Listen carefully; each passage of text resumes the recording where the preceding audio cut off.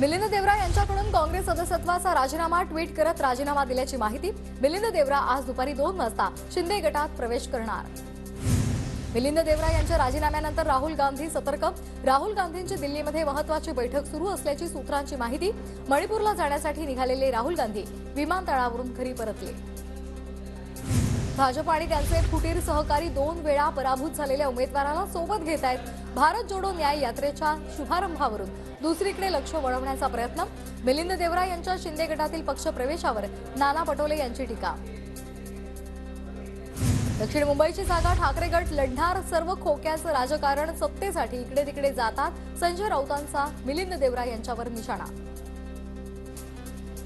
मिलिंद देवरा यांनी घेतलेला निर्णय दुर्दैवी। वैयक्तिक पातळीवर आणि काँग्रेस कार्यकर्ता म्हणून मला वाईट वाटतं। मिलिंद देवरा यांच्या राजीनाम्यावर वर्षा गायकवाड यांची प्रतिक्रिया। व्यक्तिगत स्वार्थासाठी विचार सोडणं चुकीचं। मिलिंद देवरा यांच्या राजीनाम्यावर रोहित पवारांची प्रतिक्रिया।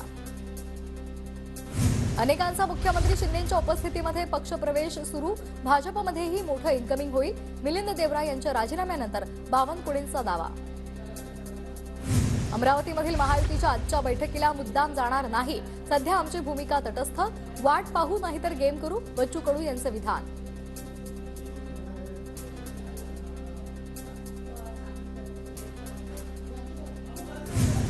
शिवसेना आणि धनुष्यबाण आम्हाला वेगळा पक्ष काढण्याची गरज नाही। राऊतांच्या टीकेला संजय शिरसाट यांचं उत्तर। नारायण राणेंचं वक्तव्य हिंदूंच्या भावना दुखावणारं। शंकराचार्यांचं नेहमीच हिंदू धर्माला मार्गदर्शन। भाजपनं आधी हिंदूंची माफी मागावी।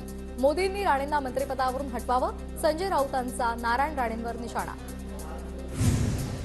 कोंबडी हातामध्ये घेऊन पुण्यामध्ये काँग्रेसचं नारायण राणेंविरोधात आंदोलन। राणेंनी शंकराचार्यांवर केलेल्या वक्तव्याविरोधात काँग्रेस आक्रमक।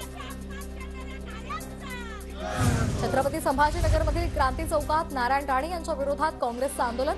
नारायण राणे यांच्या विरोधात जोरदार घोषणाबाजी।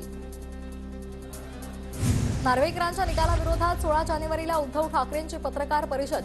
ठाकरे नार्वेकरांच्या निकालाची चिरफाड करणार। खासदार संजय राऊत यांची माहिती।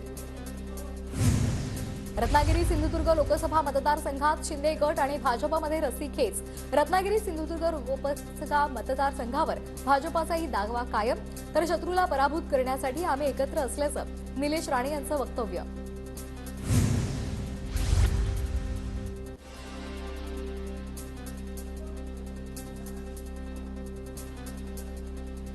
कोकण प्रादेशिक पक्षाकडून रत्नागिरी सिंधुदुर्ग लोकसभेच्या उमेदवारीची घोषणा। केंद्रीय मंत्री नारायण राणे यांच्या पाठोपाठ माजी खासदार निलेश राणेंचा रत्नागिरी सिंधुदुर्ग लोकसभा मतदारसंघावर दावा। मागायचा अधिकार आम्ही गमावलेला नाही, मिळवलेला आहे। निलेश राणेंचं वक्तव्य।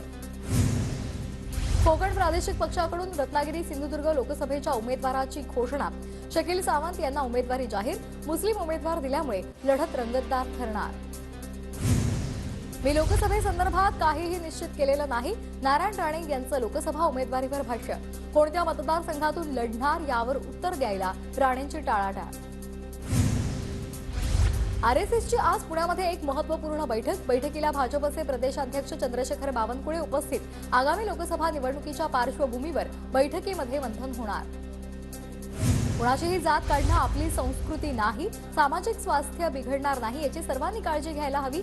मावळ्यांच्या जातींचा उल्लेख केल्यामुळे बावनकुळेंचा भुजबळांना सल्ला।